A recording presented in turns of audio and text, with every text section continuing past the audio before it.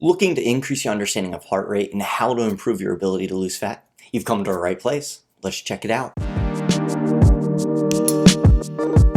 Welcome, my name is Tony, and I'm here to make mysteries of fitness just a little less mysterious. I want to start off by saying congrats on taking the steps towards working smarter during your gym sessions. Now, the point of understanding heart rate to improve your fat loss efforts in the gym really isn't meant to be confusing. Today, I'm going to give you the tools you need to take an analytical approach to fat loss. This way you can understand the science behind it. Now, if you stick around to the end, I'm going to give you a solution on how to efficiently work through these heart rate zones that I'm going to list for you with relative accuracy, even without a crazy smartwatch or having to put your fingers to your neck just to check a pulse. Now, I'm going to warn you, we're going to have to grind through some boring math numbers here to calculate your target heart rate. So here we go. Let's just get it out of the way. The most basic way to do this is to take 220 minus your age, and that will give you your maximum heart rate. So for me, I would plug in 220 minus 27, which is how old I am, and that'll give me a total of 193 beats per minute. That's gonna be my maximum heart rate. Okay, so far so good. We're almost through, just hang in there. Now that we have our maximum heart rate zone, we have to think about intensity.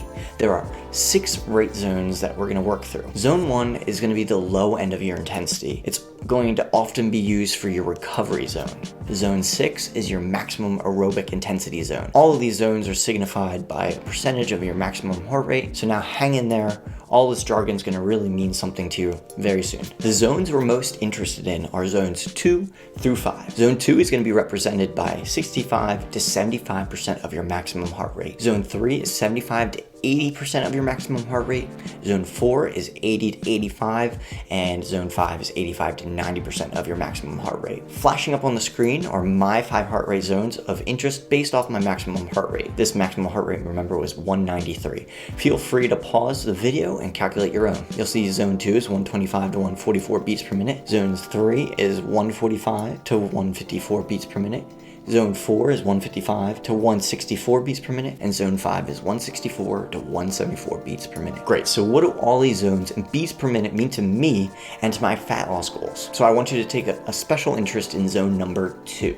If you're a beginner when it comes to running, this is a great place to start out. Lower intensity efforts like a light jog or a good power walk can get you into this zone. Once you get there, your body will reap some amazing rewards.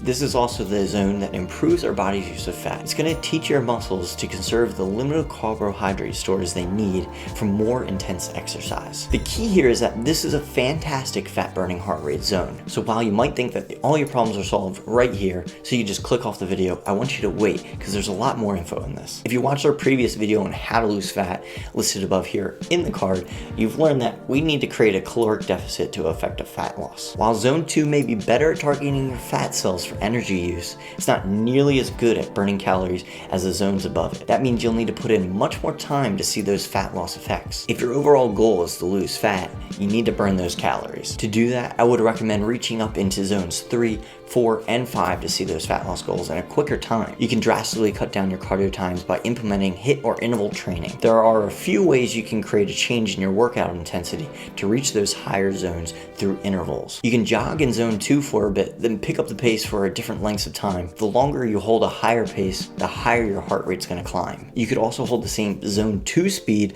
but introduce hills or inclines on the treadmill to increase the intensity. If you're power walking, using hills is a great way to help you hit those same fat loss benefits as the runners of this world. Alright guys, so this is where you get rewarded for sticking around this far into the video. In the beginning, I mentioned I had a way for you to roughly experience these heart rate levels without having to check for your pulse or buy an expensive heart rate monitor watch. Enter perceived exertion, or how do you feel during your workout. You can get close to reading your real heart rate zones just by taking notice of how you're reacting to your efforts in real time. Let's just go over the 4 zones we're working through real quick. Zone 2 is a pace you should be able to hold basically non-stop. You're moving, but you're not challenging yourself. Zone 3 is challenging but doable. It's a pace you can hold for about 25 to 30 minutes. Zone 4 is challenging. It's not your personal best time, but it's something you can keep doing for long stretches. Zones 5 and 6 are your all-out efforts. These are your maximum efforts that that you hold briefly before coming back down into a recovery. You see, your heart rate is nothing but a function of the efforts that you're putting out. If you're able to read through that effort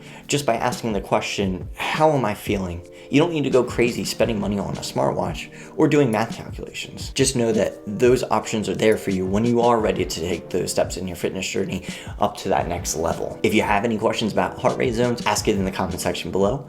If you liked this video, please hit that like button. Make sure you're subscribing for more videos weekly. Until next time, thank you guys.